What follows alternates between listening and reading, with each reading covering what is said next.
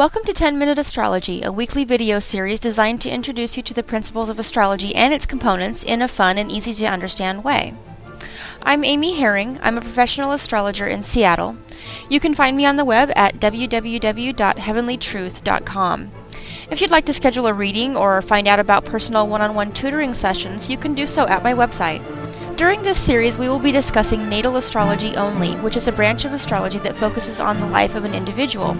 The principles in this series will be introduced from the perspective of evolutionary astrology, which is a tradition that focuses on your spiritual growth and development, past life karmic issues, and present life purpose, as well as the personal tools you've come here to develop to help you live a fulfilling life. Each episode is only 10 minutes long, and a new episode will be available each week on my website. So please enjoy this week's episode. Welcome to 10-Minute Astrology. This is episode 6. Since episode 4, we've been focusing on each planet one by one. In this episode, we'll focus solely on the astrological meaning of Mercury, including examples in signs and houses to illustrate its meaning. Each planet and sign has a symbol that represents them called a glyph. This is Mercury's glyph. The glyphs are useful to know to help you identify the location of each planet, in this case Mercury, quickly in a chart. As a review, recall the glyphs we've learned so far. Here's the glyph for the Sun. And here's the glyph for the Moon. Mercury was the Roman name for the roughly equivalent Greek god Hermes. The classic image of him with his winged sandals portrays what he did best: move. He was the patron god of travelers, as well as many other things, but primarily he's known as the messenger of the gods, traveling back and forth between the mortal realm and the kingdom of the gods. Astrologically, Mercury is connected to all tools that can be used for conveying messages, such as fax machines, telephones, computers, and that list is about a mile long. And, lists are also mercurial, by the way. But in our natal chart, its primary influence is centered around our mind and our voice. Its placement in our natal chart can reflect how we think, how we process information, what kind of information might interest us, as well as how we take in that information, such as our learning style. Do you read the instructions and do just fine, or do you need something demonstrated? Do you learn best through audio or written instruction?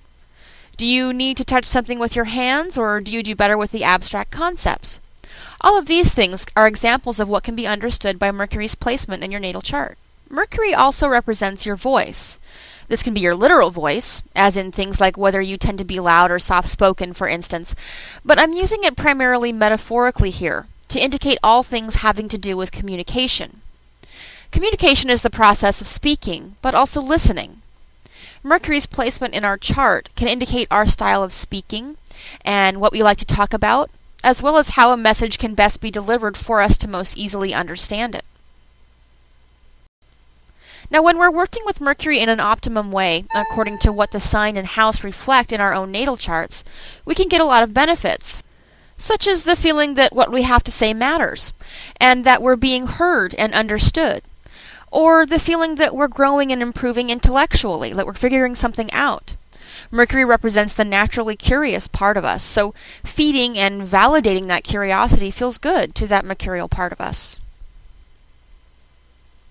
Superseding communication and intelligence, or perhaps the connection between the two, depending on how you look at it, is perception. Now, we all have a sort of filter through which we understand incoming information, based on our life experiences, our beliefs, and our knowledge so far. We can see an extreme example of this filter when we encounter people that don't even seem to be able to acknowledge a fact that's right in front of their face, because it clashes with their own worldview. And I'm sure none of us listening have ever had that problem. But even subtly, we all try to make sense of the world around us by utilizing our Mercury function, and how we categorize the truth or importance of any information we take in is influenced by our expectations.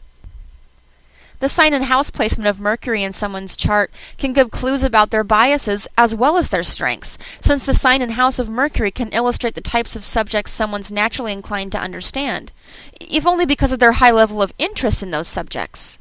So in many ways, the way we're biased to take in information is actually the same thing that makes us very good at certain types of information and processing and understanding them. So let's have some examples. Let's take Mercury in Taurus. Now, Taurus is an earth sign, which gives it the characteristics of practicality, functionality, and just general grounded common sense.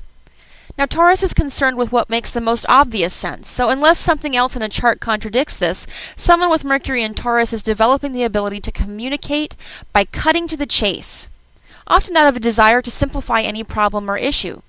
They take the complex down to the most vital and most practical bare-bones information, so they can figure out what matters and what doesn't, in order to problem solve. Taurus is also a fixed sign, so Mercury in Taurus might work through problems slowly and methodically to maintain a sense of consistency and equilibrium as they search for answers to questions that might require them to change their minds or adapt to new truths. Talking to someone with Mercury in Taurus can be great when you're feeling confused and just need someone to clear through the BS to get to the heart of the matter. Taurus doesn't like a lot of nonsense or a lot of chatter either, so when it's not cutting to the chase, sometimes it actually prefers not to say anything at all, rather than fill the air with all the fluff from their mind.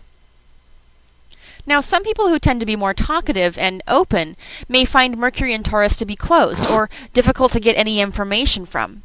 But to Mercury in Taurus, a quiet mind is a peaceful and orderly mind, so they don't like to waste mental energy.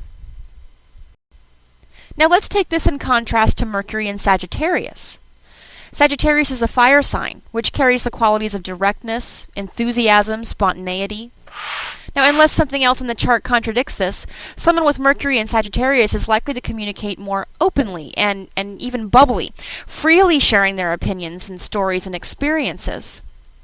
Now, while Taurus may enjoy learning about more practical topics, Mercury and Sagittarius people will enjoy more free-form and kind of experiential learning.